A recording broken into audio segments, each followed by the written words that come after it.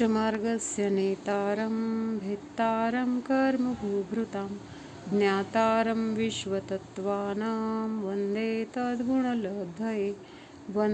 तद्गुणलब्धये. आचार्य उमास्वामी विरचित तत्वार्थ सूत्र. त्याच्यामध्ये अवधी ज्ञानाचं स्वरूप आपण बघितलं.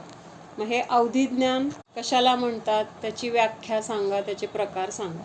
कशाला म्हणतात अवधी ज्ञान? कोण सांगतंय? कोण सांगतंय का? मी सांगू? हा सांगा सुनीता भाभी. हा सांगा सुनीता भाभी. हा येतोय आवाज, बोला. द्रव्य, क्षेत्र, काल आणि भाव यांच्या मर्यादेसहित पंचेंद्रिय आणि मनाच्या साह्याच्या खेरीज आत्मी शक्तीने मूर्तिक पदार्थांना स्पष्टपणे जे जाणते ते अवधी ज्ञान होय. हे अवधी ज्ञान प्रत्यक्ष ज्ञान आहे. अवधी ज्ञानाचे दोन प्रकार: भवप्रत्यय अवधी ज्ञान आणि गुण प्रत्यय अवधी ज्ञान. भवप्रत्यय अवधी ज्ञान. भव हे ज्याचे कारण आहे ते भवप्रत्यय अवधी ज्ञान. हे नारकी आणि देवांना प्राप्त होते. नंतर अवधी ज्ञानाच्या वीर्यात कर्माचा क्षोभ हे अंतरंग आहे. आणि बहिरंग कारण मला बहिरंग कारण कळलं नाही. तसंच त्यातलं म्हणजे ह्याचं बहिरंग कारण काय आहे हे कळलं नाही मला फक्त. अंतरंग कारण म्हणजे कर्माचा क्षयक्षम घेतला, ज्ञानावरण आणि अवधी ज्ञानावरण आणि वीर्यांतर आहे. आता ह्याच्यामध्ये बाहेरचं निमित्त काहीच नाहीये, कारण आत्मिक शक्तीने जाणलेलं आहे, त्यामुळे इथं बहिरंग निमित्त नाही येणार. बहिरंग निमित्त नाहीच आहे का मग? कारण आपण बहिरंगामध्ये काय घेत होतो? इंद्रिय आणि मन घेत होतो. आता इंद्रिय आणि मनाचं अवलंबनच नाहीये इथं, त्यामुळे निमित्त आहे, फक्त अंतरंग निमित्त आहे. आणि दुसरं मुख्य कारण कुठलं आहे? वीर्यांत कार्याचा नाही, मुख्य कारण. हे सगळं निमित्त झालं, वीर्यांतर आहे किंवा अवधी ज्ञानावरण. मुख्य कारण कुठलं? मुख्य कारण अवधी ज्ञान होण्याचं मुख्य कारण बघतोय ना आपण. म्हणजे आता आपण हे कर्माकडून बघितलं, हे निमित्त कारण झालं. आता मुख्य कारण कुठलं होतं? उपादान कारण. त्या जीवाची उपादान शक्ती. त्या जीवाची शक्ती, हेच काय आहे तर मुख्य कारण किंवा उपादान कारण म्हटलं त्याला. त्याच्यानंतर आपण काल अजून 6 प्रकार बघितले अवधी ज्ञानाचे. कुठले 6 प्रकार आहेत? कोण सांगतंय? नवीन कोण, दुसरं कोणीतरी सांगा.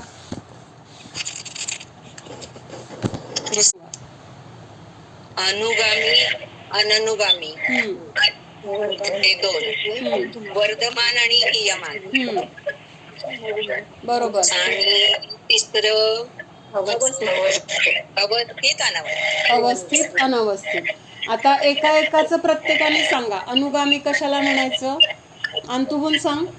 म्हटल्यानंतर हे उदाहरण झालं, पण त्याचा अर्थ काय घ्यायचा की जे जीवाच्या सोबत, तो जीव जिथं जिथं जाईल तिथं जातं. दुसऱ्या भावात गेला तिथं जाणार, दुसऱ्या क्षेत्रात गेला तिथं जाणार. काही अवधी ज्ञान असं असतात की त्या क्षेत्राच्या बाहेर गेलं की ते राहत नाही, नष्ट होतं. तसं अनुगामी नाही. अनुगामी काय? कुठल्याही क्षेत्रात जावा, कुठल्याही गतीत जावा, तर ते आपल्या सोबत असणार, म्हणून त्याला अनुगामी असं म्हटलंय. आता अननुगामी कोणाला म्हटलंय सांगा? एका क्षेत्रातून दुसऱ्या क्षेत्रात जाताना पण कदाचित ते सोबत येणार नाही. त्या क्षेत्रापुरतंच मर्यादित त्याची क्षमता असेल, तर ते तिथपर्यंतच असेल, आपण राहणार त्या क्षेत्रात, तोपर्यंतच राहणार. थोडंसं पुढं गेलं की काय होणार? ती नष्ट होणार. म्हणजे आता आपली मोबाईलची रेंज असते की नाही, ठराविक एरियामध्येच ती रेंज येते आपल्याला. थोडंसं अशा कुठंतरी बाहेर गेलं जिथं टॉवर्स नाहीत वगैरे, मग तिथं काय होतं? आपला फोन चालत नाही. मग आपण काय करतो? रेंज कुठं येते त्या एरियामध्ये यायचा प्रयत्न करतो आणि मग तिथून आपण कॉल वगैरे लावतो. तसं हे अवधी ज्ञान त्या क्षेत्राच्या बाहेर गेलं की त्याचं कार्यक्षमता चालत नाही किंवा त्याची शक्ती तिथं खंडित होते. असं ते काय आहे? अननुगामी. मग ते भव असेल किंवा क्षेत्र पण असेल. त्याच्यानंतर वर्धमान कशाला म्हटलंय? तृप्ती. काल शेवटी माझी लाईट गेली त्यामुळे मी नव्हते, पण मी प्राजक्ता. प्राजक्ता सांग.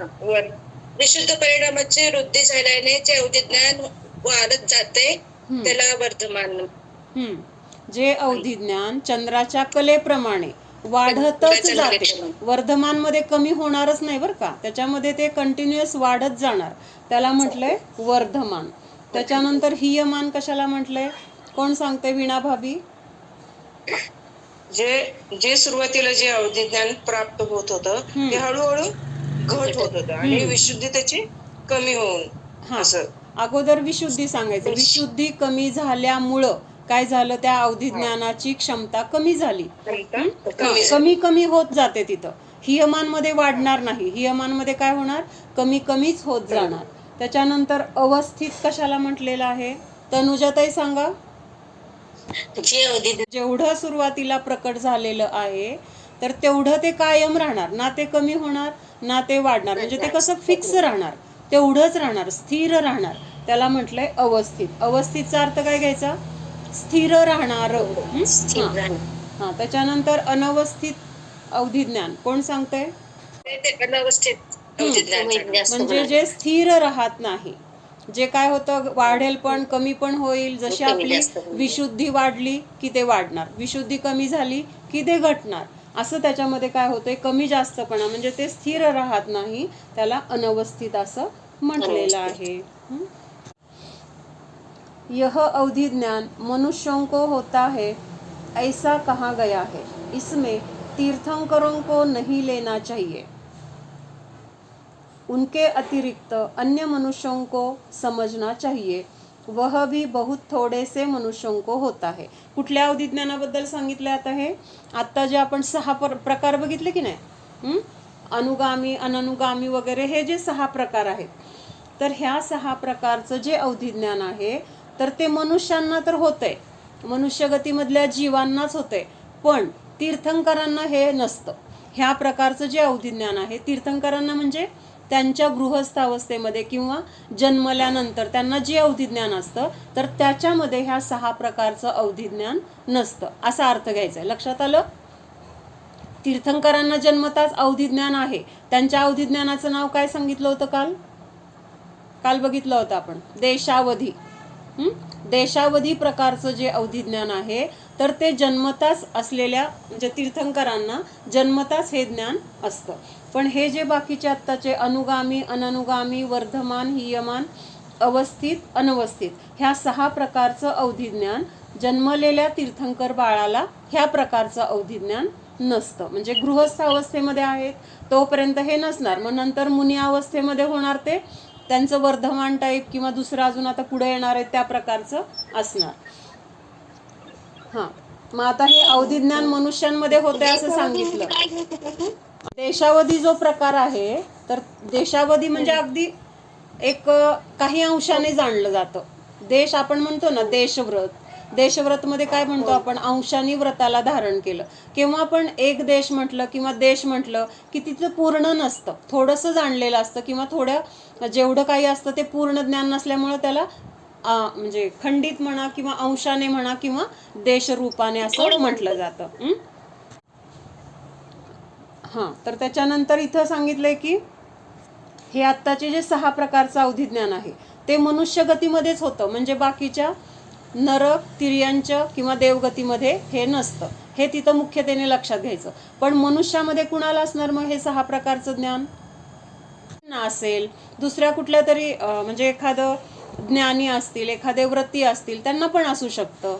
ते सगळं आता पुढे बघूया. इसमें तीर्थंकरों को नहीं लेना चाहिए, उनके अतिरिक्त अन्य मनुष्यों को समझना चाहिए, वह भी बहुत थोड़े से मनुष्यों को होता है. इस अवधि ज्ञान को गुण प्रत्यय भी कहा जाता है. वह नाभि के ऊपर शंख, पद्म, वज्र, स्वस्तिक, कलश, मछली आदि शुभ चिन्हों के द्वारा होता है. म्हणजे काय होतं, ज्या मनुष्याला अवधी ज्ञान प्राप्त झालेलं आहे मग ते कळतं कसं, तर अचानक अशी चिन्ह त्यांच्या शरीरावर उत्पन्न होतात. ज्याला अवधी ज्ञान म्हणजे जन्मताच ते नाहीये, नंतर त्यांच्या परिणामाच्या विशुद्धीने वगैरे ते प्राप्त झाले. मग प्राप्त झालेलं तिथं आपल्याला खूण कुठली आहे किंवा लक्षण काय आहे, तर त्यांच्या शरीरावर मग नाभीच्या उपर म्हणजे आपली जी नाभी आहे त्याच्या वरच्या साईडलाच होणार बरं का, खालच्या साईडला हे चिन्ह नसणार. मग ही चिन्ह कुठली कुठली असतात तिथं? कधी शंख असेल, पद्म म्हणजे काय, कमळ असेल, वज्र, स्वस्तिक, कलश, मछली इत्यादी अनेक शुभ चिन्हांची तिथं काय होते तर उत्पत्ती होते. म्हणजे अशी चिन्ह उत्पन्न झाल्यानंतर तिथं लक्षात यायला पाहिजे की इथं काहीतरी विशेष ज्ञान म्हणजेच अवधी ज्ञानाची प्राप्ती झालेली आहे. जसं आपल्या काही रेषा हातावरच्या आधी नसतात पण नंतर उत्पन्न होतात, किंवा अशी चिन्ह आपल्या हातावर पण असं आधी नव्हतं, जव आहे किंवा अजून काय मस आहे, असे तीळ आहेत आधी नव्हते पण नंतर उत्पन्न झाले, तसं ही चिन्ह पण त्यांच्या शरीरावर उत्पन्न होतात. आणि नाभीच्या वर उत्पन्न होतात याचा अर्थ काय घ्यायचा? ची जागा श्रेष्ठ म्हटली जाते, किंवा तिथं ते ज्ञान सुद्धा कसं आहे, सम्यक ज्ञान आहे, विशुद्धीच्या द्वारे प्राप्त झालेलं आहे, म्हणून ते प्रकट झाले हे दाखवण्याचं खूण सुद्धा उत्कृष्ट ठिकाणीच तिथं उत्पन्न होतं. असं अवधी ज्ञान के प्रतिपाती अप्रतिपाती, देशावधी, परमावधी और सर्वावधी आदि भेद भी है. म्हणजे आता आपण जे प्रकार पाहिले, कालपासून आपण किती बघितले, एक भवप्रत्यय, गुणप्रत्यय, त्याच्यानंतर हे 6 प्रकार बघितले. त्याच्यानंतर आणखीन कुठले सांगितलेत की प्रतिपाती अप्रतिपाती, देशावधी, परमावधी आणि सर्वावधी असे पण त्याचे भेद आहेत. देशावधी संयत तथा असंयत मनुष्य और तिर्यंचों के होता है. आता हे जे 3 प्रकार प्रतिपाती अप्रतिपाती नंतर बघूया. अगोदर काय दिलं इथं, देशावधी, परमावधी आणि सर्वावधी. तर त्याच्यामधलं कमी ज्ञान असलेलं पहिला नंबर आहे देशावधीचा. म्हणजे पुढच्या ज्ञानामध्ये त्या ज्ञानाचे काय होतोय, विस्तार होतोय, त्याची क्षमता, त्याची शक्ती वाढत जाते. मग देशावधीमध्ये ही शक्ती कशी आहे, कमी प्रमाणात आहे, म्हणून त्याला अंशाने आहे, म्हणून तिथं देशावधी असं म्हटलंय. मग हे देशावधी अवधी ज्ञान कोणाला होतंय, संयत तथा असंयत मनुष्य और तिर्यंचों के होता है.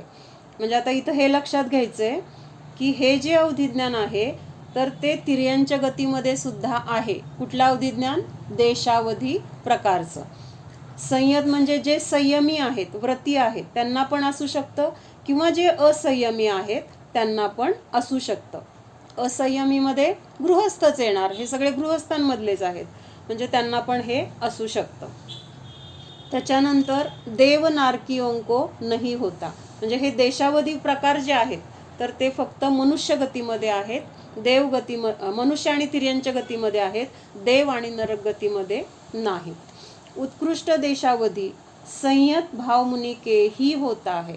म्हणजे आता ह्या देशावधीमध्ये पण परत प्रकार केले, जघन्य, मध्यम आणि उत्कृष्ट. काय केले, देशावधीमध्ये पण परत 3 प्रकार केले. जघन्य म्हणजे काय, सगळ्यात कमी, मध्यम म्हणजे त्याच्यापेक्षा जास्त, आणि उत्कृष्ट म्हणजे देशावधीमध्ये सर्वात जास्त किती असू शकतं, तर त्याला म्हटलंय उत्कृष्ट देशावधी. म्हणजे ह्या उत्कृष्ट देशावधीमध्ये जेवढी त्या ज्ञानाची क्षमता आहे त्याच्यामध्ये जर वाढ झाली तर त्याला मग पुढं काय म्हणणार, सर्वावधी म्हणणार. देशावधीमध्ये ते लिमिट राहणार नाही. लक्षात येते का? म्हणजे जघन्यमध्ये देशावधीमधलं कमीत कमी ज्ञान किती असू शकतं ते जघन्यमध्ये कळणार. त्याच्यानंतर जघन्य आणि उत्कृष्ट ह्या दोनच्या मध्ये जेवढे काही असतील, जेवढं काही त्याचं क्षमता असेल किंवा त्याचे भेद असतील तर ते सगळे कशामध्ये येणार, मध्यम मध्ये येणार. म्हणजे आता उदाहरणार्थ 1 ते 10 अंक आपण घेतले तर 1 हे सगळ्यात काय झाली, लहान संख्या झाली, त्याला काय म्हटलं, जघन्य. 10 ही सगळ्यात मोठी संख्या झाली, त्याला म्हटलं उत्कृष्ट. आणि 1 आणि 10च्या मध्ये जेवढे अंक आहेत त्याला काय म्हणणार, मध्यम म्हणणार. लक्षात येते का, अवघड वाटतंय? त्यासाठी 1 ते 10 अंक घेतले, त्याच्यामध्ये आपल्याला हे जघन्य, मध्यम आणि उत्कृष्ट घटवायचे. मग 1 ही संख्या सगळ्यात लहान आहे की नाही, 1 लहान आहे म्हणून त्याला काय म्हटलं, जघन्य. जघन्य म्हणजे काय, सगळ्यात कमी किंवा सर्वात लहान, त्याला जघन्य म्हटलं. 10 ही संख्या काय झाली, सर्वात 1 ते 10 मध्ये 10 ही मोठी आहे म्हणून त्याला काय म्हटलं, उत्कृष्ट म्हटलं. आणि 1 आणि 10च्या मध्ये जे काही अंक आहेत, 2, 3, 4, 5, 6, 7, 8, 9 ह्या सगळ्या अंकांना काय म्हणणार मग आपण, मध्यम म्हणणार. लक्षात येते का? तसं देशावधीमध्ये जे सगळ्यात कमी अवधी ज्ञान असेल तर त्याला म्हटलं जघन्य देशावधी, आणि जे सर्वात जास्त अवधी ज्ञान असेल देशावधीमधलं त्याला म्हटलं उत्कृष्ट. आणि जघन्य आणि उत्कृष्टच्या मध्ये जे अवधी ज्ञान, किती भेद आहेत त्याचे, जसं आपण 2 ते 9 मध्ये किती भेद झाले एक समजून घेण्यासाठी, तसं ह्याच्यामध्ये जेवढे काही भेद असतील तर त्या सगळ्या भेदांना मध्यम अवधी ज्ञान, देशावधी ज्ञान असं म्हटलेलं आहे. लक्षात येत आहे? संयोग लक्षात आलं का? जघन्य म्हणजे देशावधी जे ज्ञान आहे त्याच्यामधलं सगळ्यात लहान किंवा सगळ्यात कमी किती असू शकतं, कमीत कमी, तर ते असणार जघन्य देशावधी.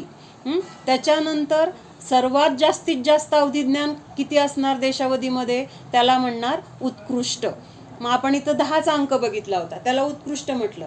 मग आता 11 झालं तर ते देशावधीमध्ये येणार नाही, 10 पर्यंतच देशावधीमध्ये उत्कृष्ट मोजलं जाणार. आता 11 जर अंक घेतला आपण तर तो कशामध्ये येणार, त्याच्या पुढचं जे ज्ञान आहे परमावधी, तर त्या परमावधीमध्ये काय येणार आहे, मग हे 11 पासून पुढचे ज्ञान त्याच्यामध्ये येणार. लक्षात येते का?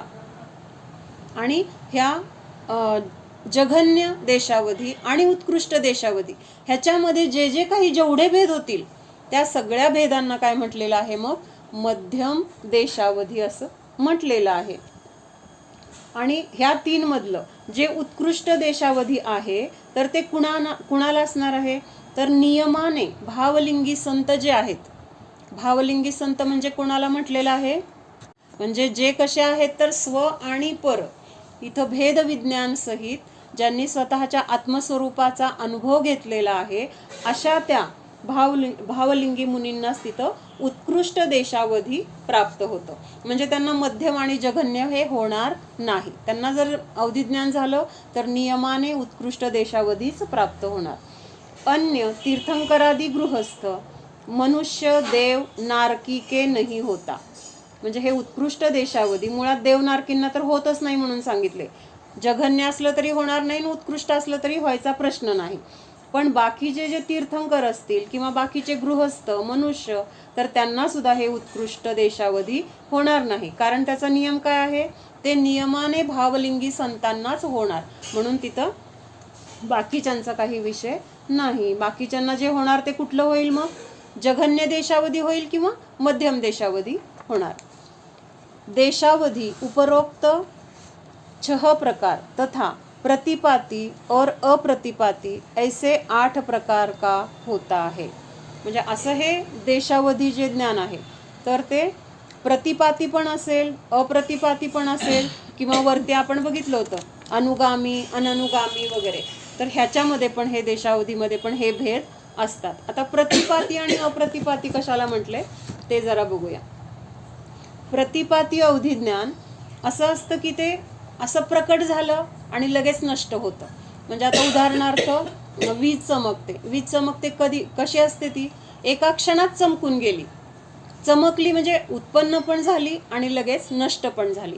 मग अशा प्रकारचं अवधिज्ञान जे असेल तर त्याला काय म्हटलंय, प्रतिपाती अवधिज्ञान असं म्हटलेलं आहे. लक्षात आलं? बिजली के समान प्रकट होता है और नष्ट होता है, क्षणिक होता है, त्याला म्हटलं प्रतिपाती अवधिज्ञान. आणि अप्रतिपाती अवधिज्ञान कशाला म्हटलंय, तर ते एकदा प्रकट झाल्यानंतर, आता वीज कशी असते, चमकती तेव्हा कशी असते, म्हणजे त्याचा प्रकाश प्रखर असतो की नाही, भले 1 सेकंदासाठी असेल पण जेवढा वेळ वीज आहे तेवढा वेळ त्याचा प्रकाश म्हणजे सगळीकडे सगळ्या जगामध्ये ती विजेचा प्रकाश जाणवतो. तसं त्या प्रकाशाप्रमाणे ते ज्ञान तर आहे पण ते कधीच नष्ट होत नाही. त्याला काय म्हटलंय, अप्रतिपाती. म्हणजे असं प्रखर आहे, तेजस्वी आहे, पण ते कसं आहे तर नष्ट न होणार आहे. प्रतिपातीमध्ये काय सांगितलंय, प्रखर आहे, तेजस्वी आहे, पण म्हणजे त्याचा प्रभावचा आहे पण तो किती आहे, काही क्षणापुरता आहे, लगेच ते नष्ट होणार आहे, त्याला प्रतिपाती म्हटलं. आणि अप्रतिपातीमध्ये असंच उत्कृष्ट ज्ञान आहे की जे रत्ना समान प्रकाशमान आहे आणि त्याचा कधीही नाश होणार नाही. प्रतिपाती आणि अप्रतिपाती मधला फरक कळला? समजा विजेसारखा प्रकाश दुसरा कुठला जर असेल आणि तो टिकणारा असू शकतो की नाही. विजेमधला प्रकाश कसा असतो तो प्रकाश, भले तिथं तो एक क्षणासाठी आहे आणि अप्रतिपातीमध्ये तो खूप काळासाठी आहे. हा फरक आहे. प्रकाश सेम आहे, थोड्या काळासाठी आहे त्याला प्रतिपाती म्हटलं, आणि खूप काळासाठी आहे किंवा नष्ट न होणारा आहे, पण प्रकाश सेम आहे. कळलं का? म्हणजे विजेमध्ये असतो म्हणजे इथं पण तो नष्ट व्हायला पाहिजे असा अर्थ नाही घ्यायचा. पण विजेचं आपण उदाहरण कशासाठी घेतलंय? त्याची क्षणिकता लक्षात घेण्यासाठी. प्रकाशाचं महत्त्व वेगळं आहे आणि क्षणिकता तिथं महत्त्वाची आहे. प्रतिपातीमध्ये ते ज्ञान उत्पन्न झालं की लगेच नष्ट होतं, म्हणजे त्याच्यासाठी मग वीज उत्पन्न होते आणि लगेच नष्ट होते, त्यासाठी उदाहरण घेतलंय. पण दोन्हीमध्ये प्रकाशाचं जे आहे, म्हणजे आता साखर आपण एक कणभर साखर खाल्ली तरी गोड लागली, आणि एक चमचाभर खाल्ली, गोडी आहेच की नाही समान. तसं इथं म्हणजे ते ज्ञान थोड्या वेळासाठी असेल, पण हे अप्रतिपातीमध्ये काय आहे, त्या ज्ञानाचा नाश होत नाही. तर असं हे प्रतिपाती आणि अप्रतिपाती पण देशावधीमध्ये आहे असं त्यांनी सांगितले. त्याच्यानंतर परमावधी हे ज्ञान जे आहे, तर हे परमावधी ज्ञान कसलं आहे, तर आपण 3 प्रकार जे बघितले, देशावधी, परमावधी आणि सर्वावधी. तर हे नंतरचे जे परमावधी आणि सर्वावधी आहेत ना, तर हे उत्कृष्ट अवधी ज्ञान आहेत दोन्ही पण. पण त्याच्यामध्ये पण शेवटचे जे सर्वावधी आहे तर ते उत्कृष्ट आहे. असं आहे की ते उत्पन्न झाल्यानंतर तो जीव नियमाने मोक्षाला जाईपर्यंत ते नष्ट होत नाही, असं ते सर्वावधी प्रकारचं आहे. आणि परमावधी पण तसं चांगलं म्हणजे उत्कृष्टच आहे, पण सर्वावधीपेक्षा त्याची क्षमता थोडी कमी आहे. मग ह्या परमावधीमध्ये अनुगामी, अननुगामी, वर्धमान, अवस्थित, अनवस्थित, अप्रतिपाती एवढे प्रकार ह्या परमावधीमध्ये असतात. देशावधीमध्ये आपण सगळे प्रकार बघितले, अनुगामी, अननुगामी वगैरे सगळे आले त्याच्यामध्ये, प्रतिपाती पण आलं, अप्रतिपाती पण आलं. पण आता परमावधी हे उत्कृष्ट अवधी ज्ञान आहे. मग ह्याच्यामध्ये काय काय कॅन्सल झालंय? हियमान नाही आहे. त्याच्यानंतर अजून कुठलं? 1 2 3 4 5, ह्याच्यामध्ये फक्त हियमान नाही आहे परमावधीमध्ये, बाकीचे 5 प्रकार आहेत. आणि अप्रतिपाती आहे, म्हणजे प्रतिपाती पण ह्याच्यामध्ये परमावधीमध्ये येणार नाही. म्हणजे परमावधीमध्ये जे ज्ञान उत्पन्न झालं तर ते ज्ञान पुढच्या भावात जाऊ शकतं किंवा कदाचित जाणार नाही. ते ज्ञान वाढतच जाणार, ते कमी होणार नाही. ते ज्ञान कदाचित स्थिर पण राहू शकतं, कदाचित अस्थिर पण असू शकतं. पण म्हणजे ते काय होणार आहे, म्हणजे क्षणिक नाही आहे, ते उत्पन्न झाल्यानंतर टिकू पण शकतं, म्हणजे अप्रतिपाती प्रकारचं पण असू शकतं असं सांगितलं. त्याच्यानंतर अवधी ज्ञान रूपी पुद्गल तथा उस पुद्गल के संबंध वाले संसारी जीव के विकारी भाव को प्रत्यक्ष जानता है. आता हे जे अवधी ज्ञान आहे, तर हे अवधी ज्ञान आतापर्यंत आपण कुठले प्रकार वगैरे हे सगळं बघितलं. आता तिथं काय आहे, कशाला जाणतं हे अवधी ज्ञान? अवधी ज्ञानाचा विषय काय आहे? काय आहे अवधी ज्ञानाचा विषय मोनिका? पदार्थ, पुद्गल पदार्थ. मग आता पुद्गल पदार्थांना पण कसं जाणतं ते? उस पुद्गल के संबंध वाले संसारी जीव के विकारी भाव को प्रत्यक्ष जानता है. आता हे विकारी भाव म्हणजे काय घ्यायचं, तर पर्याय जे आहेत, तर त्या पर्याय रूपाने त्यांचं जे परिणमन आहे, त्या पुद्गल द्रव्याचं जे जे काही स्कंदरूप परिणमन आहे, त्या सगळ्या स्कंदरूप परिणमन हे काय आहे, पुद्गलाचं विकारी परिणमन आहे. विकारी परिणमन कशाला म्हणायचंय? एक असतं स्वभावरूप परिणमन आणि एक असतं विभावरूप परिणमन. स्वभावरूप परिणमन कशाला म्हटलंय, तर जे द्रव्य जसं आहे तसं त्याच्या स्वभावानुसार ते काय करतं, तर त्याचं परिणमन चालू असतं, त्याला म्हटलेलं आहे स्वभाव परिणमन. आणि स्वभावाच्या विरुद्ध जे परिणमन चालू आहे त्याला म्हटलेलं आहे विभाव परिणमन किंवा विकारी परिणमन. लक्षात येते का? आता सिद्ध भगवंतांचं जे परिणमन चाललंय ते कसं चाललेलं आहे? सिद्ध भगवंतांचं परिणमन स्वभाव रूपाने त्यांचं परिणमन चाललेलं आहे. तिथं त्या स्वभावाच्या विरुद्ध तिथं कुठलंही त्यांचं परिणमन नाही. त्यामुळं सिद्धांचं काय म्हटलं जातं, स्वभाव परिणमन आहे. आणि आपलं कुठलं चाललेलं आहे, विभाव. का बरं विभाव परिणमन? विभाव परिणमन का? संसारी आहे. हा म्हणजे आपण सगळं जाणणे. आत्म्याला सोडून आपण जे जे काही विचार करतोय, जे जे काही जाणण्याचा प्रयत्न करतोय, तर ते सगळं काय आहे? विभाव परिणमन आहे. अंतुबून म्यूट कर. मग असंच पुद्गल द्रव्याचं जेव्हा तो पुद्गल परमाणू काय आहे? शुद्ध रूपाने कधी म्हटला जातो? पुद्गल द्रव्याचं शुद्ध परिणमन, स्वभाव परिणमन कधी म्हणणार? जेव्हा तो सिंगल म्हणजे एकटा किंवा स्वतंत्र परमाणू म्हणून त्याचं काय आहे तर अस्तित्व आहे किंवा परिणमन आहे, तेव्हा तिथं त्याला काय म्हटलेलं आहे? स्वभाव रूप परिणमन. आणि अनेक पुद्गल परमाणू एकत्रित येऊन त्याचा काय बनतो? स्कंध.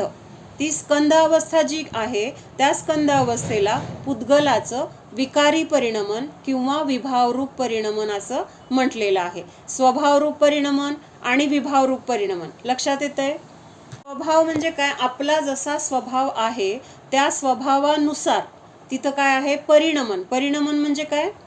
तर जे काही बदल होत आहेत, जे काही तिथं घडतंय, तर ते कसं आहे? स्वभावाला धरून आहे, स्वभावाला सोडून नाही. मग ह्याला म्हणायचं स्वभावरूप परिणमन. म्हणजे आता जे द्रव्य आहे तर त्या द्रव्याचे जे गुण आहेत तर त्या गुणाला सोडून किंवा त्या गुणांच्या विरुद्ध कार्य न करता तिथं जसं आहे तसं परिणमन, त्याला म्हटलेलं आहे स्वभावरूप परिणमन.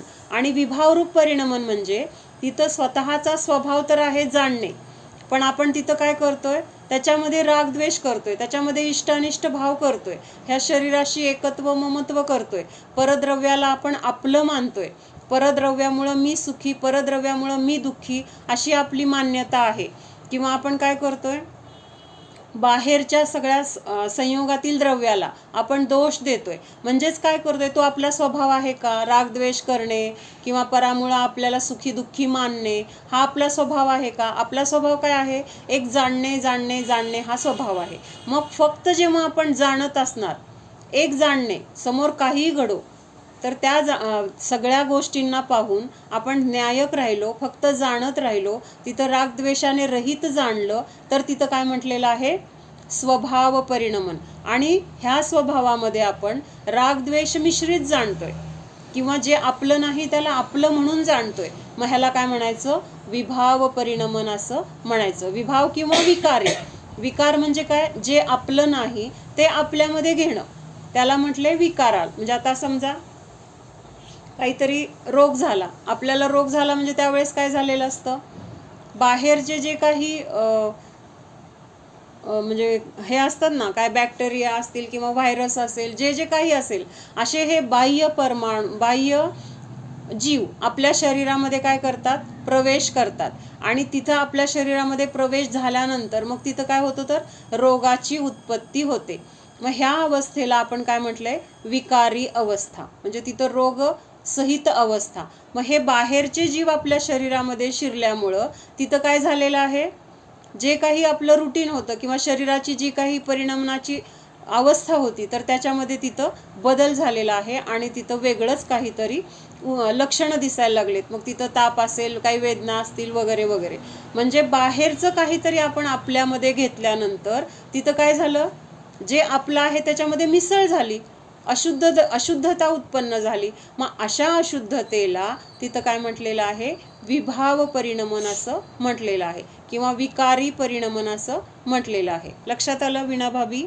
हे तसं जाणणं, जसं आहे तसं राहणं, शुद्ध स्वभाव आहे त्याप्रमाणे राहणं, तर हे झालं स्वभाव परिणमन. म्हणून आता सिद्ध भगवंतांचं काय चाललेलं आहे? स्वभावरूप परिणमन आहे. तिथं ना राग ना द्वेष, ना कुठली इच्छा, ना आकुलता, ना दुःख, ना कोणाबद्दल कुठला कर्ता भाव, ना कोणाला काही करण्याचा भाव, काही नाही आहे तिथं. सगळं काही त्यांच्या ज्ञानामध्ये झळकलेलं आहे. पण जे काही झळकलंय त्याच्याबद्दल त्यांना इष्ट किंवा अनिष्ट भाव नाही. आता सिद्ध भगवंतांच्या ज्ञानामध्ये समजा एक आपण उदाहरणार्थ घेऊया की सगळे जीव झळकलेत. ह्या 3 लोकांमध्ये जेवढे जीव आहेत ते सगळे त्यांच्या ज्ञानात झळकलेत की नाही?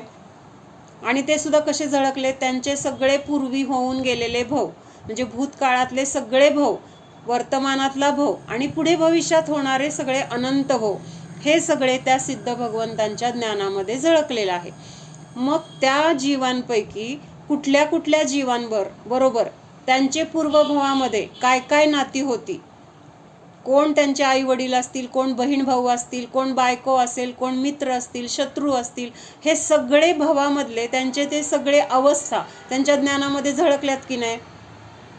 पूर्वी कोणीतरी त्यांना त्रास दिलेला शत्रूचं पण असेल भाऊ, कोणीतरी मदत केलेल्या मित्राचा असेल, आई वडिलांनी केलेली माया त्या भावामधलं त्यांच्या ज्ञानामध्ये सगळं झळकलेलं आहे की नाही. हे सगळं झळकलेलं जसा चित्रपट तसं त्यांच्या ज्ञानामध्ये सगळं काही झळकलंय. मग ही माझ्या आईचा जीव आहे, हा माझ्या वडिलांचा जीव आहे, हा माझ्या शत्रूचा जीव आहे, असं त्यांना रागद्वेष आहे का सिद्ध भगवंतांना?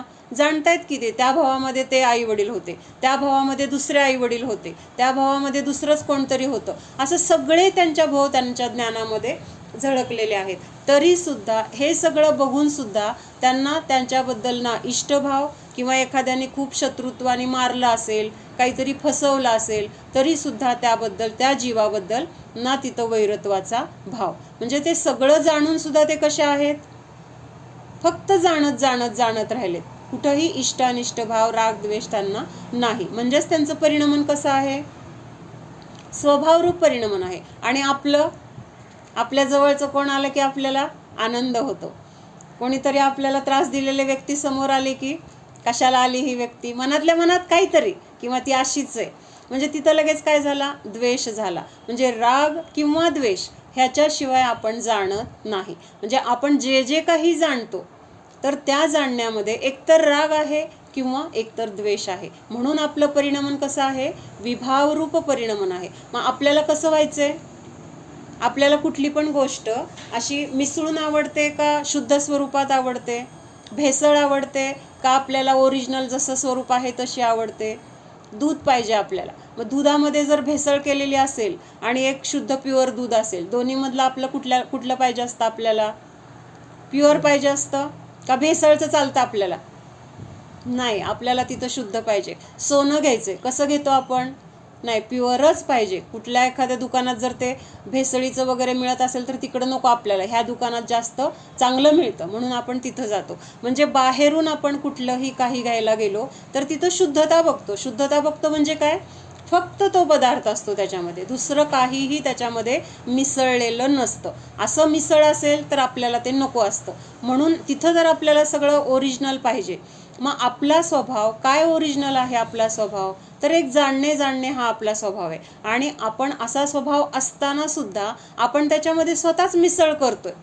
बाहेरून घेताना मिसळ चालत नाही, पण आपल्या स्वभावामध्येच आपण काय करतोय, तिथं मिसळ करतोय. कसली मिसळ करतोय, जे आपलं नाही त्याला आपलं मानतोय किंवा त्याच्याबद्दल रागद्वेष करतोय. ही सगळी मिसळ आपल्या ज्ञानामध्ये चाललेली आहे आणि त्यामुळं तिथं काय आहे, विभाव परिणमन चालू आहे.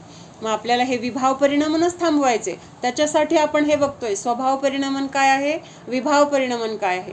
जेव्हा आपल्याला कळणार की बाबा हे बाहेरचं जे आपलं नाही ते आपल्यामध्ये येतंय, आल्यानंतर तिथं काय होतंय, विभावरूप परिणमन म्हणजे काय, अशुद्धता.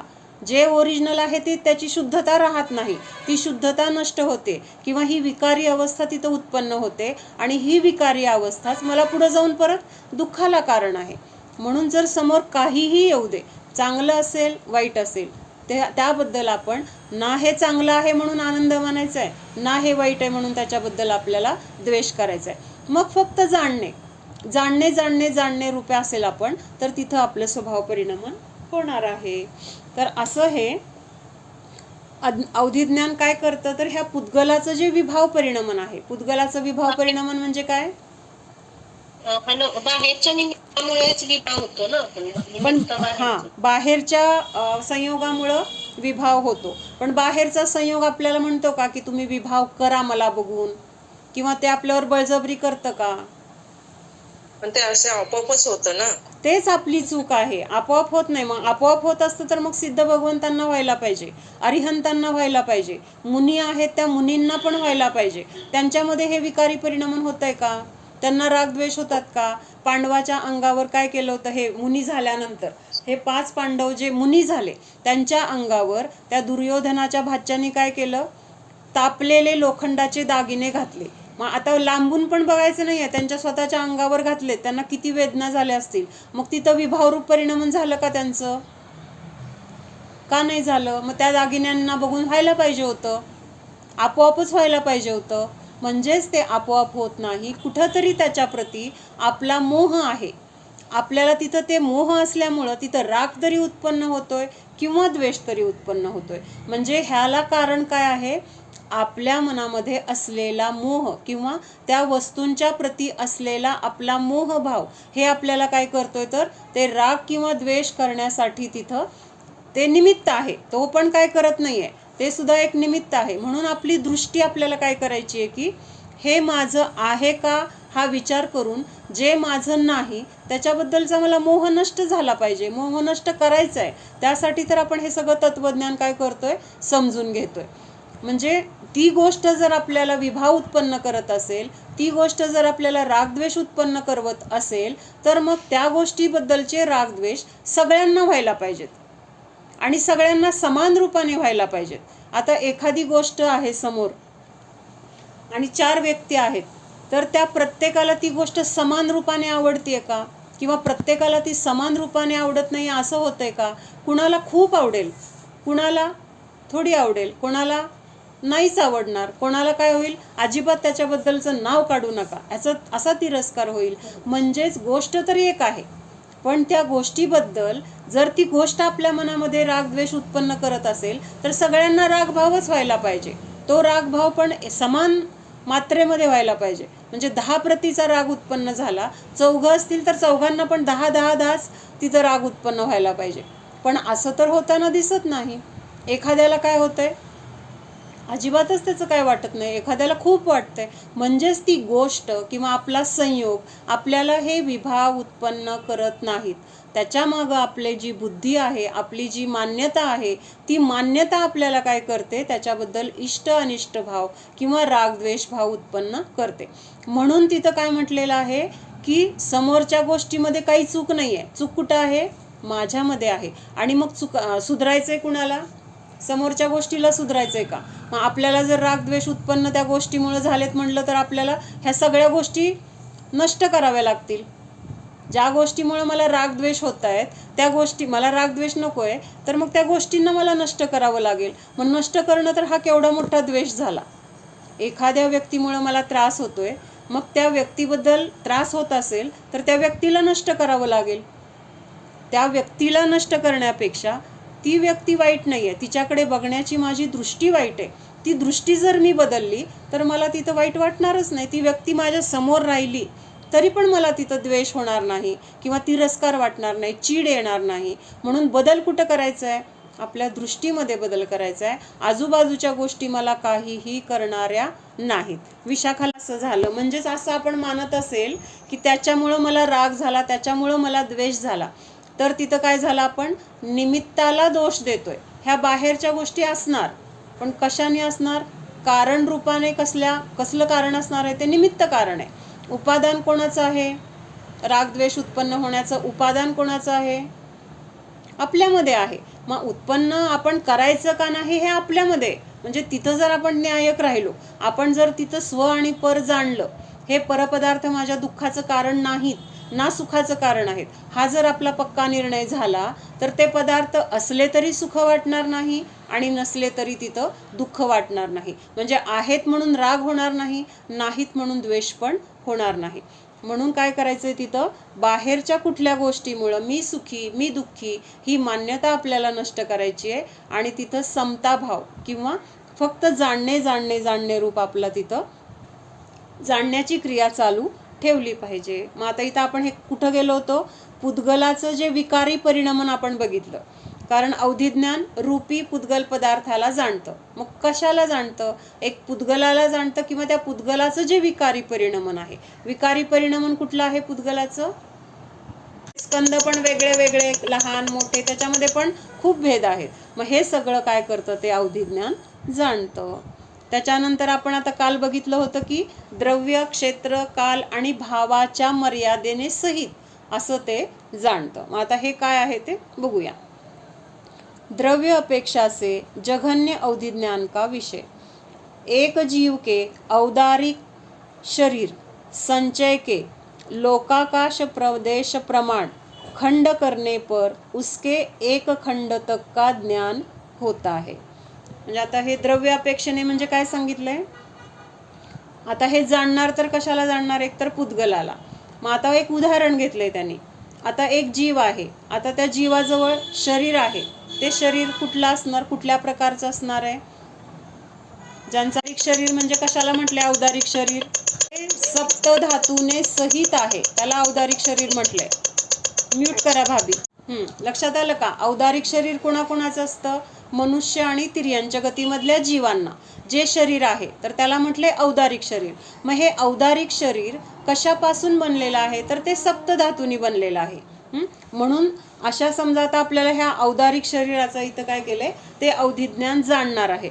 मग द्रव्य अपेक्षेने ते जाणतं म्हणजे काय? तर त्या औदारिक शरीरामध्ये किती पुद्गल परमाणू आहेत. आता औदारिक शरीर कुठल्या वर्गणांपासून बनलेला आहे? तर आहारक वर्गणापासून ह्या शरीराची निर्मिती झालेली आहे. म्हणजे आता मन बनण्याच्या वर्गणा वेगळ्या आहेत. वर्गणा म्हणजे काय? कर्म आहेत, ते एक प्रकारचे कर्म. मग ज्या शरीराला म्हणजे औदारिक शरीर बनण्यासाठी ज्या कर्मवर्गणा लागतात तर त्याला काय म्हटलेलं आहे? आहारक वर्गणा.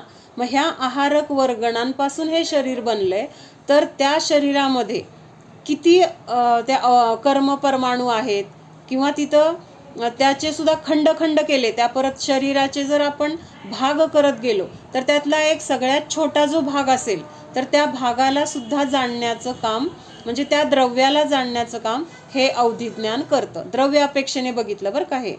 म्हणजे त्या शरीराचे अगदी छोटे छोटे म्हणजे असे भाग केले तर त्या एका भागाला सुद्धा जाणण्याची क्षमता त्या अवधिज्ञानामध्ये आहे. कशाच्या अपेक्षेने? द्रव्य अपेक्षेने. आणि जघन्य अवधिज्ञान म्हणजे कमी प्रकारचं अवधिज्ञान, कमी ज्ञान असलेलं अवधिज्ञान जे आहे तर ते कशाला जाणू शकेल? औदारिक शरीराच्या जर असे छोटे छोटे विभाग केले तर त्यातल्या एका विभागाला जाणण्याचं सुद्धा ज्ञान ह्याच्यामध्ये आहे. त्याच्यानंतर द्रव्य अपेक्षा से सर्वावधी ज्ञान का विषय. आता सर्वावधी म्हणजे अवधिज्ञानाचे जेवढे प्रकार आहेत तर त्याच्यामधलं सर्वात उत्कृष्ट ज्ञान कुठलं आहे? सर्वावधी. हे उत्पन्न झालं, समजा सर्वावधी ज्ञान जर उत्पन्न झालं तर नियमाने तो जीव काय होतो? तर मोक्षाला जातो. तोपर्यंत ते ज्ञान त्याच्या सोबत असतं. म्हणजे ते ज्ञान सर्वावधीपेक्षा प्रमाणे जर असं घेतलं तर देशावधी, परमावधी आणि सर्वावधी असं शेवटी सर्वावधी येतं. मग आता ह्या सर्वावधी ज्ञानाचा विषय किंवा हे सर्वावधी प्रकारचं जे अवधिज्ञान आहे तर ते कशाला जाणू शकतं? तर एक शुद्ध परमाणू द्रव्य, एक पुद्गल परमाणू जो शुद्ध द्रव्य आहे की नाही, म्हणजे सिंगल परमाणू, तर त्याला जाणण्याची क्षमता कुठल्या ज्ञानामध्ये आहे? सर्वावधीमध्ये आहे. म्हणजे बाकीचे ज्ञान जे आहेत तर ते एका पुद्गल परमाणूला जाणू शकणार नाहीत. म्हणजे स्कंद रूपाला ते जाणतील पण शुद्ध परमाणूला तिथं जाणण्याची शक्ती इतर अवधिज्ञानामध्ये नाही. तर ती कशामध्ये आहे? सर्वावधीमध्ये आहे. म्हणजे आपण द्रव्य अपेक्षेने बघतोय, कुठल्या द्रव्याला जाणतं अवधिज्ञान? तर काही अवधिज्ञान म्हणजे लहान मोठे स्कंदाचे पण खूप भेद आहेत, मग तशा त्या भेदांना ते बाकीचे जाणत असतील. मग जघन्य जे असेल तर ते ह्या शरीराचे विभाग केले, त्या विभागातल्या एका भेदाला किंवा एका खंडाला ते जाणेल, त्याला जघन्य अवधिज्ञान म्हटले. आणि सर्वावधी म्हणजे जे सर्वात उत्कृष्ट अवधिज्ञान आहे तर ते ज्ञान एका परमाणूला जाणू शकतं. म्हणजे ती शक्ती फक्त सर्वावधी ज्ञानामध्ये आहे. हे लक्षात आलं का?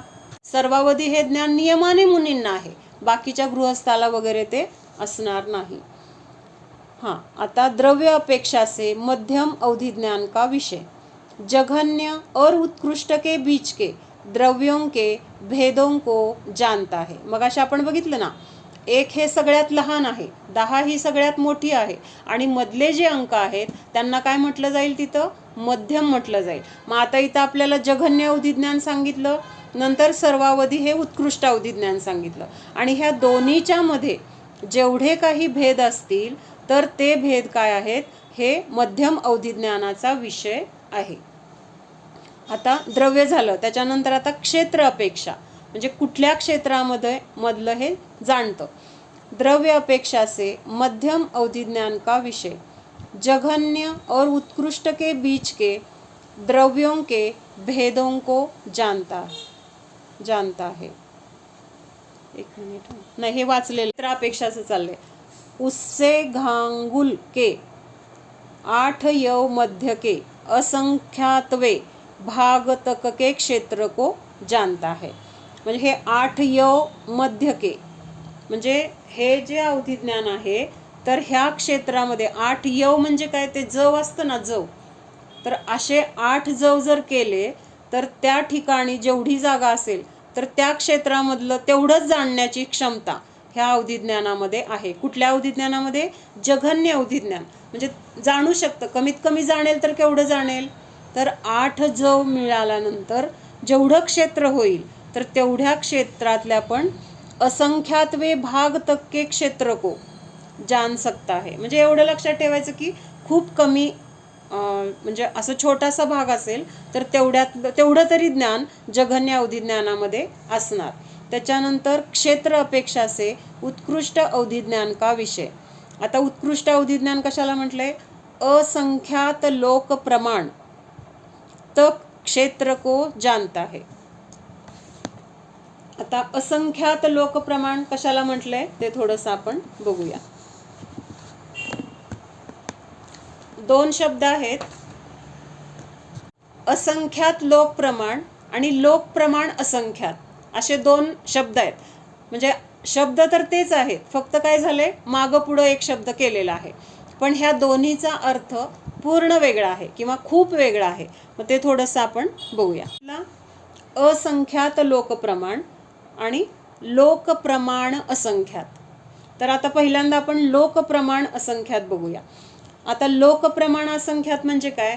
आता हा जो लोकाकाश आहे, लोकाकाश म्हणजे कमरेवर हात ठेवून पुरुषाच्या आकाराचा जो काही भाग आहे तर त्याला आपण लोकाकाश म्हटलेला आहे. ह्या लोकाकाशाचा ह्याचे प्रदेश किती आहेत लोकाकाशाचे? कोण सांगतंय लोकाकाशाचे प्रदेश? तर लोकाकाशाचे जे प्रदेश आहेत तर त्यांची संख्या असंख्यात आहे. मग ही जी असंख्यात असंख्यात प्रदेश लोकाकाशाचे आहेत तर तेवढ्या लोकाकाशामधल्या प्रदेशांना जाणलं. काय म्हटलं? लोकाकाशाचे जे असंख्यात प्रदेश आहेत तर त्या असंख्यात प्रदेशांना जाणलं तर तिथं काय म्हणायचं? लोकप्रमाण असंख्यात. म्हणजे त्या लोकाकाशाच्या प्रमाणामध्ये जेवढे काही प्रदेश आहेत त्या प्रदेशांना जाणलं, त्याला म्हणायचं लोकप्रमाण असंख्यात. लक्षात येतंय? लोकाकाशामध्ये असलेल्या प्रदेशांना जाणलं, सर्व प्रदेशांना, म्हणून ते लोकप्रमाण म्हटले. म्हणजे लोकप्रमाण म्हणजे काय? त्या लोकाकाशात असतील तेवढे प्रदेश, मग त्या सगळ्यांना जाणलं म्हणून तिथं म्हटलंय लोकप्रमाण असंख्यात. आता हे शब्द लक्षात आले. लोकाकाश आपल्या आकाशद्रव्याचा एक भाग आहे. किती आहे? आकाशद्रव्यामध्ये एक लोकाकाश आहे, पण हे लोकाकाश खूप मोठं आहे. त्याचा विस्तार वगैरे बघितला तर 343 घन राजू म्हणजे एक राजू एवढा मोठा आहे की मध्य लोकामध्ये जेवढे द्वीप आणि समुद्र आहेत, किती आहेत द्वीप समुद्र? असंख्यात, आणि एकाच्या दुप्पट एक वगैरे अशा आहेत. आणि ह्या सगळ्यांना जर मोजलं, हे सगळे द्वीप समुद्र किती आहेत ह्यांचं जर माप केलं तर ते एक राजू होते. किती होते? एक राजू. आणि असा हा लोक किती आहे तर 14 राजूचा हा लोकाकाश आहे, किंवा एक लोक किती आहे? 14 राजू उंचीचा आहे. मग हे जे 14 राजू आहेत तर ते किती मोठे असतील? आणि ह्या लोकाकाशाच्या ह्या 14 राजूमध्ये प्रदेश किती आहेत? प्रदेश म्हणजे काय? सगळ्यात छोटी जागा की ज्याच्यावर एक पुद्गल परमाणू बसू शकतो. पुद्गल परमाणू केवढा आहे? अतिशय सूक्ष्म आहे. आणि तो पुद्गल परमाणू जेवढ्या जागेवर बसतो तेवढ्या जागेला काय म्हटलेलं आहे? एक प्रदेश असं म्हटलेलं आहे. मग असे प्रदेश त्या लोकाकाशामध्ये किती आहेत? असंख्यात आहेत. लोकाकाश एक आहे पण त्या लोकाकाशाचे प्रदेश किती आहेत? असंख्यात आहेत. मग ह्या सगळ्या असंख्यात प्रदेशाला जाणलं. काय केलं? ह्या लोकाकाशामध्ये जेवढे प्रदेश आहेत त्या सगळ्या लोकाकाशातील प्रदेशांना जाणलं तर त्याला काय म्हटलेलं आहे? लोकप्रमाण असंख्यात. लोकप्रमाण म्हणजे काय घ्यायचंय? लोकामध्ये जेवढे प्रदेश आहेत तर त्यालाच प्रमाण म्हटले, ते सगळे प्रदेश. जाणले. म्हणजेच काय, लोक प्रमाण असंख्यात. लक्षात आलं. एका डब्यामध्ये एका लोकाकाशामध्ये जेवढे काही प्रदेश आहेत, प्रदेश म्हणजे काय, क्षेत्र, तर जेवढे प्रदेश आहेत त्यांची संख्या असंख्यात आहे. आणि अशा सगळ्या लोकाकाशातील प्रदेशांना जाणलं, म्हणजे सर्व असंख्यात प्रदेशांना जाणलं. मग ह्या असंख्यात प्रदेशांना सगळ्या जाणलं म्हणून काय म्हटलंय तिथं, लोक प्रमाण असंख्यात. म्हणजे त्या लोकाकाशामध्ये जेवढे प्रदेश आहेत त्या प्रदेशांना काय म्हटलेलं आहे, लोक प्रमाण असं म्हटलेलं आहे. लक्षात आलं. ठीक आहे. आता पुढचं बघूया. असंख्यात लोक प्रमाण आहे आता. असंख्यात लोक प्रमाण कशाला म्हटलंय आता, तर म्हणायचं होतं की एका डब्यामध्ये समजा लाडू आहेत. लाडू आहेत, तो का अगदी खचाखच भरलेला डबा आहे, म्हणजे कुठेही तिथं आता जागा शिल्लक नाही, एवढे लाडू त्याच्यात बसलेत. मग आता त्या डब्यामध्ये लाडू समजा जेवढे काही आहेत, तर त्या लाडूला आपण संख्या म्हणून एक असं समजूया की डबा प्रमाण असंख्यात. असंख्यात लाडू आहेत समजा त्याच्यामध्ये. मग एक डबा म्हणण्यापेक्षा तिथं काय म्हटलंय, एक डबा प्रमाण. एक डबा प्रमाण म्हणजे त्या डब्यात जेवढे असतील तेवढे. तसं ह्या लोकाकाश म्हणजे एक डबा आहे समजा, आणि त्याच्यामध्ये जे प्रदेश आहेत, तर त्यामुळं तिथं तर लोकाकाश नाव असल्यामुळं लोकाकाश प्रमाण किंवा लोक प्रमाण असंख्यात, सॉरी लोक प्रमाण असंख्यात म्हणायचं होतं मला. लोकाकाशामध्ये जेवढे प्रदेश आहेत त्या सर्व प्रदेशांना जाणलं म्हणून तिथं काय म्हटलेलं आहे, लोक प्रमाण असंख्यात. लक्षात आलं. त्याच्यानंतर दुसरं आहे असंख्यात लोक प्रमाण. आता असंख्यात हे काय येणार आहे तिथं, पहिल्यांदा आता लोक प्रमाण मध्ये एक फक्त लोक आलाय. एक लोकाकाश आहे, कारण एकच लोकाकाश आहे ना आता, म्हणजे आपण जिथं राहतोय एक लोकाकाश आहे आणि त्याच्यामधले प्रदेश आपण घेतले, म्हणजेच एक लोकाकाशाला जाणलं. बरोबर आहे. मग आता इथं असंख्यात लोक प्रमाण मध्ये काय येणार आहे, लोक प्रमाण असंख्यात मध्ये जसा एक लोक होता तसे असंख्यात लोकाकाश जाणले जातील एवढं ते ज्ञान असणार आहे. कळलं का. म्हणजे एका लोकाकाशाला जाणलं तर ते लोक प्रमाण असंख्यात झालं. पण असे जर लोकाकाश असंख्यात असतील, त्या लोकाकाशांची संख्याच असंख्यात असेल, म्हणजे डबा लाडूचा एक होता त्याला आपण एक डबा प्रमाण म्हटलं, पण डबेच जर खूप असतील, कळलं का, म्हणजे अगोदर आपण फक्त एका डब्यामध्ये असलेले लाडू जाणले किती आहेत संख्येने, तेवढं जाणलं, त्याला म्हटलं आपण लोक प्रमाण असंख्यात. पण असे डबेच जर असंख्यात असतील, डब्यांची संख्याच असंख्यात असेल आणि त्या संख्येला जाणलं, तर तिथं काय म्हटलंय, असंख्यात लोक प्रमाण. म्हणजे मोठं कुठलं झालं, मग ज्ञानाचा विस्तार कशामध्ये जास्त आहे, लक्षात आलं. असंख्यात प्रदेश लोकाकाश असतील, असंख्यात लोकाकाश असतील, त्यांना सुद्धा जाणण्याची शक्ती त्या ज्ञानामध्ये आहे. एकाला जाणणं आणि असंख्यातला जाणणं मध्ये जास्त जाणणं कशामध्ये होतंय, असंख्यात मध्ये जास्त जाणलं जाते, तिथं जास्त शक्ती आहे. एकाला जाणण्याची शक्ती आहे ती काय आहे, कमी आहे. काय विशाखा. आता लोकाकाश एक आहे म्हणून एकाला जाणतोय, 10 असतं तर 10 जाणले गेले असते, असंख्यात असते तर असंख्यात जाणले गेले असते. अशी शक्ती त्या ज्ञानाची आहे. जेवढं आहे तेवढीच शक्ती आपल्यामध्ये नाही. वस्तू वेगळ्या आहेत आणि आपली क्षमता, आपलं ज्ञान वेगळं आहे. मग आपल्या ज्ञानाची शक्ती किती आहे, तर ती असंख्यात लोकांना जाणलं जाईल एवढी शक्ती आहे. तिथं आता असंख्यात लोक नाही आहेत, त्याला आपलं काय हे नाही आहे, पण माझ्या ज्ञानाची तेवढी क्षमता आहे, हे महत्त्वाचं आहे. म्हणजे आता 50 किलो वजन उचलायची क्षमता आहे माझ्यामध्ये, 50 किलो वजन उचलण्याची क्षमता आहे. पण आता इथं मला 5 किलो उचलावं लागलं, 5 किलो उचलावं लागलं, ह्याचा अर्थ मला 50 किलो उचलता येत नाही असं नाही आहे. माझ्यामध्ये ती शक्ती आहे, पण तिथं समोर 5 किलो असल्यामुळं मला तेवढंच उचलावं लागलं. जास्त उचलायची मला गरज पडली नाही. का पडली नाही, तर तिथं 5 किलो होतं, मग तेवढंच आणलं मी. 50 किलो असतं तर मी 50 किलो आणू शकले असते, पण तिथं 50 किलो नव्हतं. मग तिथं नाही हे माझ्या ज्ञानाची चूक नाही आहे, तिथं नाही हे माझ्या शक्तीची चूक नाही. लक्षात येतंय. तर असं हे लोक प्रमाण असंख्यात आणि असंख्यात लोक प्रमाण हे आपल्याला पुढं म्हणजे पुढचं कर्णानुयोग वगैरे ना, त्याच्यामध्ये हे शब्द खूप येतात, म्हणून त्या अपेक्षेने इथे पण बघितलं. हां, तर इथं काय सांगितलंय, उत्कृष्ट अवधिज्ञानाचा विषय काय आहे, असंख्यात लोक प्रमाण तक क्षेत्र को जानता है. म्हणजे उत्कृष्ट अवधिज्ञान जर असेल तर हे जे लोकाकाश आहे, असे असंख्यात लोकाकाश जरी असते तरी त्या ज्ञानाने ते जाणलं असतं. इतकी ती ज्ञानाची काय आहे, विशुद्धी आहे, किंवा इतकं ते उत्कृष्ट पद्धतीने प्रकट झालेलं ज्ञान आहे. क्षेत्र अपेक्षा से मध्यम अवधिज्ञान का विषय, जघन्य और उत्कृष्ट के बीच के क्षेत्र भेदों को जानता है. मग ह्या दोन्हीच्या उत्कृष्ट आणि जघन्य मधले जे भेद आहेत त्यांना जाणणारं ते मध्यम अवधिज्ञान असं म्हटलेलं आहे. बाहेरचं आपल्याला जाणायचं असतं, बाहेरचे जाणण्यामध्ये किती उत्सुकता आहे, आपल्यामध्ये किती भंडार आहे, त्या भंडाराकडे आपलं लक्ष नाही आहे की नाही. चला ठीक आहे. ओम सावधान जाणा, हा मी शुद्ध जीव आहे, जाणणारा आहे, मात्र जाणत आहे.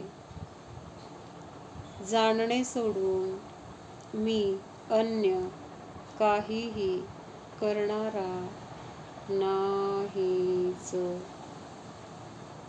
जाणा, मात्र जाणत रहा. जे काही आहे संयोगात असेल, आधी घडलेले असेल, त्या सर्व गोष्टींना मी मात्र जाणत आहे. राग द्वेषाने रहित जाणत आहे. मात्र जाणणे हा स्वभाव आहे. राग द्वेषाने सहित जाणणे हा विभाव आहे. हा विभावच माझ्या दुःखाला कारण आहे, संसाराला कारण आहे. परद्रव्य माझ्या सुखदुःखाचे कारण नाही. संयोग माझ्या सुखदुःखाचे कारण नाही. कर्म माझ्या सुखदुःखाचे कारण नाही. त्यांच्याकडे पाहण्याची माझी दृष्टी, माझी मान्यता, माझे मिथ्याश्रद्धान माझ्या दुःखाचे कारण आहे. आजपर्यंत पराला स्वतःचे अस्तित्व मानले, जाणले. आता स्व आणि पर याच्यामध्ये अंतर करू, भेद करू. हे स्वपरभेद विज्ञान माझ्या सुखाचे कारण आहे, संसार नाशाचे कारण आहे. जाणा, स्वभाव रूपाने परिणमन करा, मात्र जाणत रहा. जाणण्याचे काम सतत चालू आहे. ज्ञायक स्वरूपोहम. रागद्वेष